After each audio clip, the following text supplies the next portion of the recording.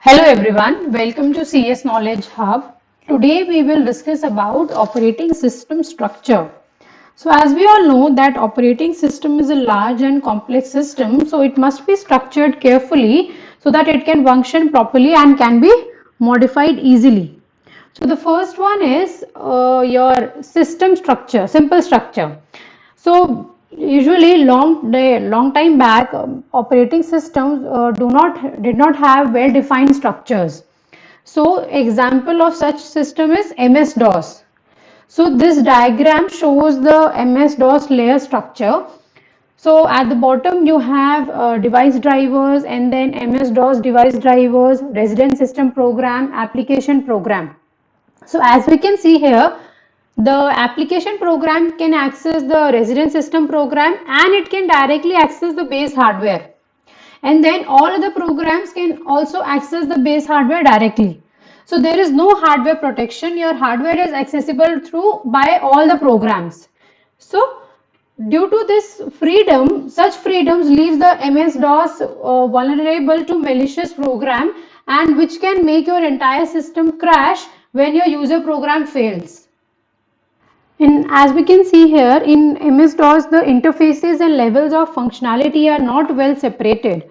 So your application programs are able to access the basic IO routines or they can directly write to the display and disk drives. So there is basically no hardware protection, and see, this is because MS-DOS was written for 8088 microprocessor which provides no dual mode and no hardware protection. So the designers of MS-DOS had no choice but to leave the base hardware accessible to all the programs. Another example of limited structuring is the traditional Unix system structure. So this system consists of two separable parts, kernel and the system program.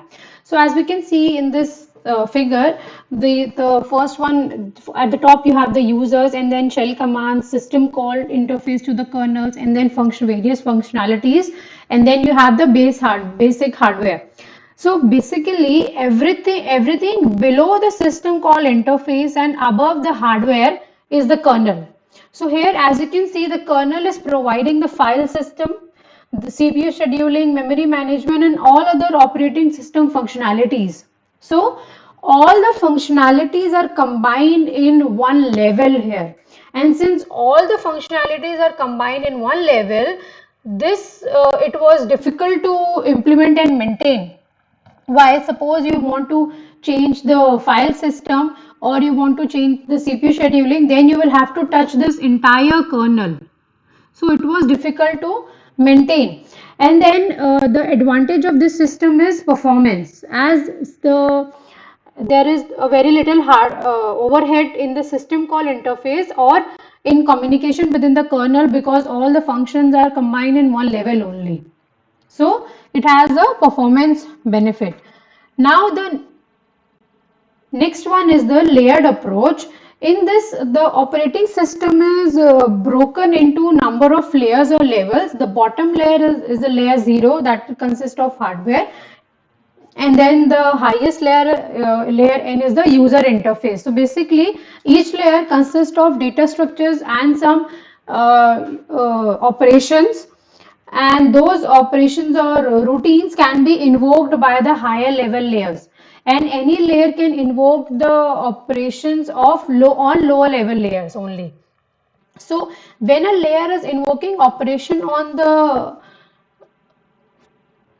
lower level layer, it need not to know about how that operation is implemented. The layer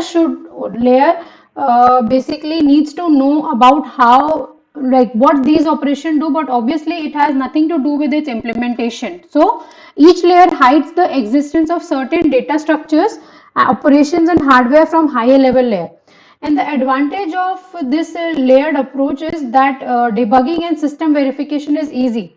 Like suppose, so first you will debug the layer 0, and while debugging you don't have to worry about the entire system, because you know that we know by the definition we know that the layer 0 is using only the hardware.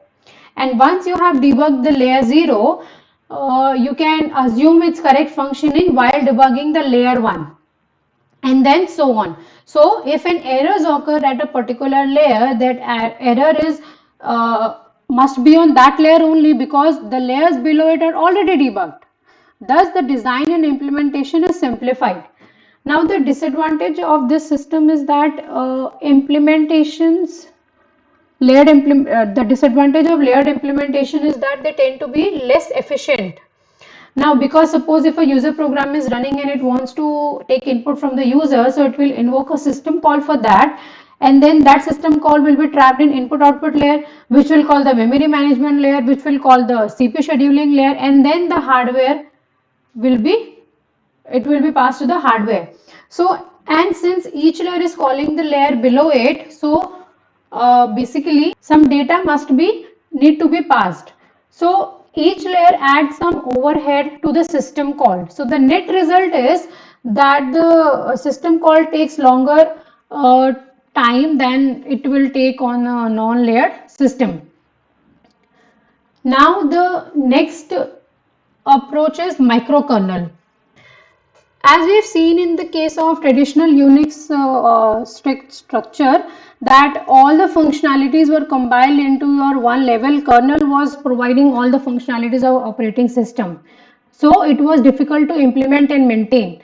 But here in microkernel, the non-essential components are removed from the kernel and they are implemented as separate system or user level programs. So the result is the smaller kernel. So basically the main function of the microkernel is to provide the communication between these different programs through message passing. Okay, so the benefit of this, basically the benefit of this microkernel approach is, suppose if you want to add a new service, you can just directly add it in the user level space. You don't have to modify the kernel. And if you have to modify the kernel, so the changes changes tend to be fewer because the microkernel is small. Now the disadvantage of this system is that performance of microkernel can suffer, because if a user, let's say if a user program needs to access some file system, so it will have to first communicate, it cannot directly communicate with the file system, it will basically they both can communicate by exchanging messages directly with the microkernel. So this can add an overhead to the performance. So that is the disadvantage in the case of microkernel. The next approach is modules.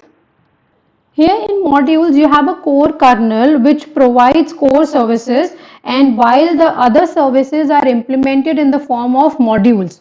So basically the core kernel has set of core components which are runs during the boot time, and then the other modules are loaded as they are required. All of them will not be loaded at the boot time, only the modules which are required will be loaded. Okay, so the kernel provides the core services while the other services are implemented dynamically as the kernel is running. So basically this kernel will load the other modules as they are required. Now this overall system resembles the layered system, as in layer structure. Each layer has defined and protected interface, but in case of layer system, a layer can only invoke operations on lower level layers. So, but you have a flexibility in case of modules, because any module can call any other module. So there is no restriction that this particular module can only call certain set of modules. No, any module can call any other module. And now this approach resembles with the microkernel approach also, because in microkernel the microkernel has only core functions and the knowledge of how to load and communicate with other programs, because all the non-essential components were taken out of the kernel and they were implemented as system and user programs. So only core functions were part of the microkernel, and the microkernel knows how to load and communicate with the other programs. But there, if any two programs needs to be the application needs to access the file system, so they need to communicate through the and they can communicate indirectly by passing messages with the kernel. But that's not the case here. Here the modules do not need to invoke message passing in order to communicate. They are basically loaded directly by the kernel as they are required. So I hope this topic is clear to you. If you have any queries, please drop them in comment section. Thank you.